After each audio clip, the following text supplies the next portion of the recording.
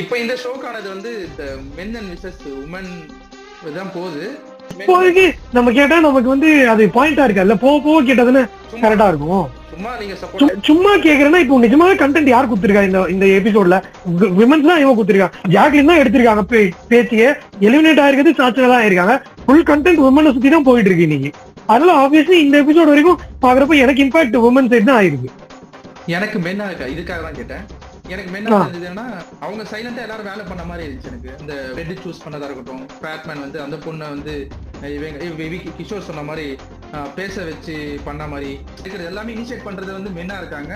அதுல இருந்து மாட்டிக்கிறது உமன்ஸா இருக்காங்க. சோ மென் வந்து ஜெயிக்கிறதுக்கான இது இருக்கு. ஸ்மார்ட் பிளே பண்ணிருக்கிறது பாய்ஸ் தான். ஆனா நீ வந்து கண்டென்ட் யாரு அதிகமா கொடுத்திருக்காங்கன்னு பார்த்தா கேர்ள்ஸ் தான் கொடுத்திருக்கதால நான் அப்படி சொல்றேன். ஸ்மார்ட் பிளே பண்ணிருக்கிறது ஆப்வியஸ்லி பாய்ஸ் தான். நான் அதை அக்ரி தான் பண்றேன்.